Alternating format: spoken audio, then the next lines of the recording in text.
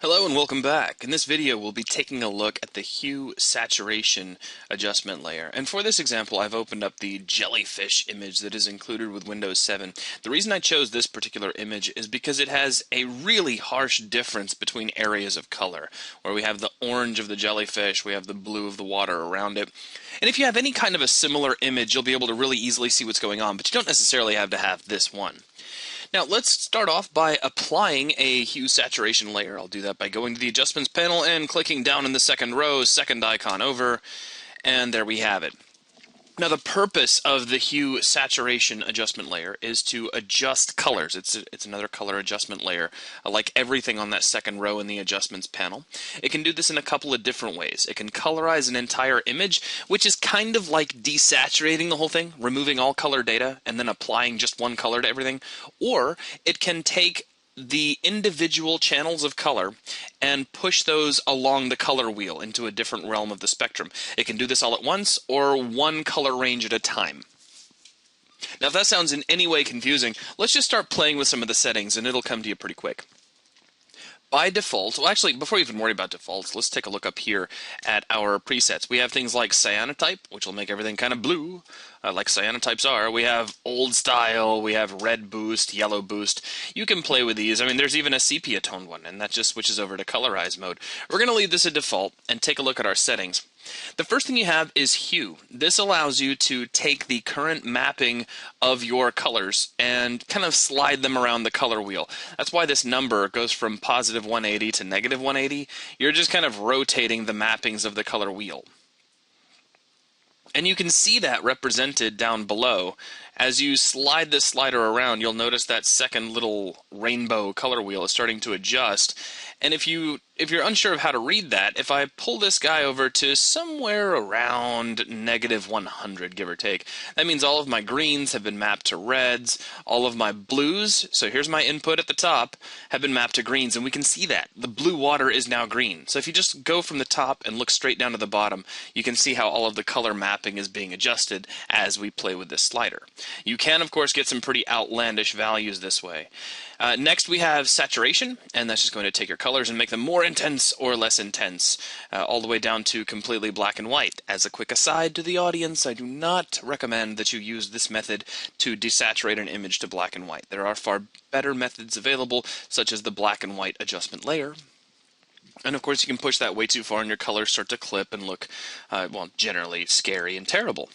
Now we also have access to lightness, so you can darken your image or lighten it as you see fit.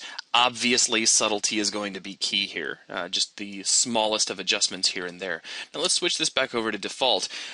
Currently, I've been adjusting these settings with my master channel, meaning it's affecting all colors across the entire image, but you don't necessarily have to work that way.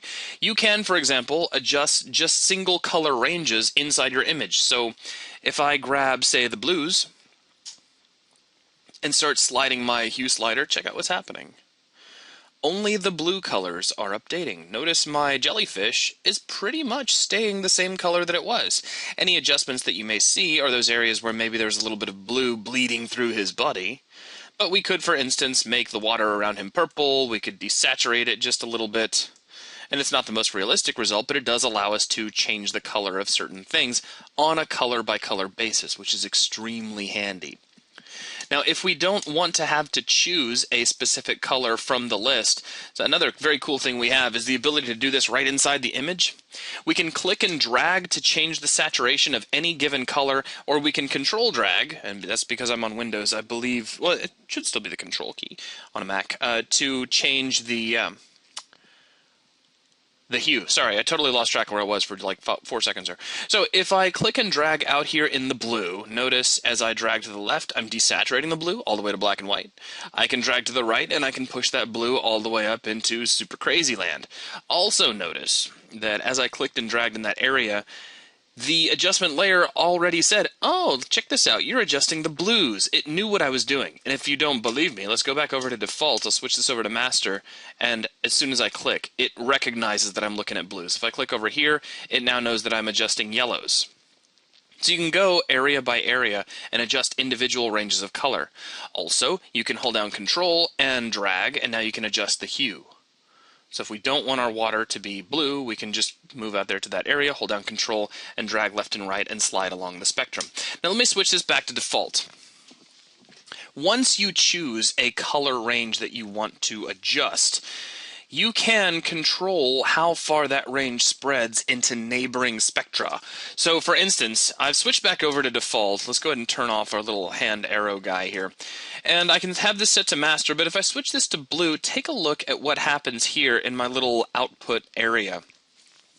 We have this little zone which allows us to control the total spectrum that's being adjusted. So everything within this gray area is what is being adjusted here in the outputs. So we can expand that out, and now we're also adjusting a little bit of cyan and a little bit of violet as well. That's by dragging those two little white bars, right? Now we have a fall off that we can adjust as well. So we can increase the amount of fall off outside that spectra. And then if we click and drag in the gray area, we can basically control how, which color we're adjusting right now. Now if I leave this over here with blues, we're still adjusting blues. If I drag it over underneath the red section, you'll notice this updates to show reds. So we'll go ahead and leave this back up underneath blues like it was. And now, again, all this is doing is showing us what areas of color are going to be affected by this layer. So now as I adjust my hue slider, we're only adjusting our blues. If I do something kind of wacky, like really increase that range so that it also includes oranges and reds, now as I slide, blues and oranges are being adjusted. So you can actually see the jellyfish changing color as well. So again, it's just a way for you to control how much of the spectrum of your original image is being adjusted by this by the adjustment layer. That's really all there is to it. You can add and take away from that selection using your eyedroppers as well. So if you don't want to have to choose from a list and you don't want to have to click with your arrow, you can, let me go ahead and set this back over to default to reset everything. You can grab your eyedropper and just click, like say out here in the blues, and say, I want to adjust the blues. And it automatically sets that up. Now just to illustrate, let me set this back over to master. I'm sorry, let me go, we'll start with blues, and then here's where I'm adjusting for starters, and then I can add to that.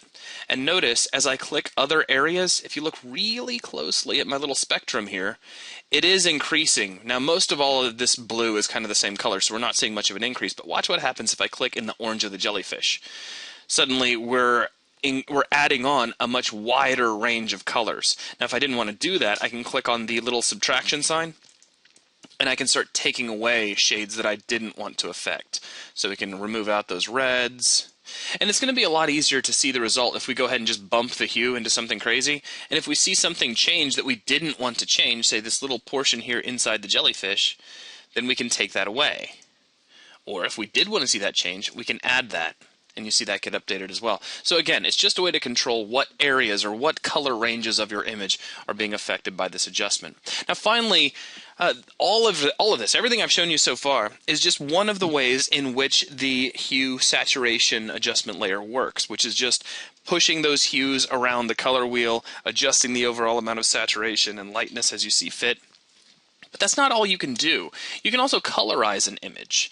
And basically what this means is you switch on the colorize checkbox, and it's kind of like taking your entire image and pushing it to black and white and then applying a single color to it. It's very straightforward. Once you switch on colorize, you simply choose the hue that you want your image to be by dragging along the hue slider, and then you adjust your saturation accordingly. So if you know that you want something vaguely sepia toned, you can switch over to kind of an orangish, brownish color, pull back your saturation, you probably won't need to adjust your lightness too much, and there you go. You have kind of a sepia tone result, or something a bit more like a cyanotype. Very easy to do, and if you know that you need something like a single color image and you want to handle it really quickly, this is a really nice way to go about it. It's not the only way. Generally, I find myself wanting to combine something like this with a black and white adjustment layer, so I have full control over what's going to be pushed to blacks and what's going to be pushed to whites, but that's something that is covered in a separate video. So that is a rundown of the hue saturation adjustment layer. That will wrap things up for this video. Thank you very much for watching.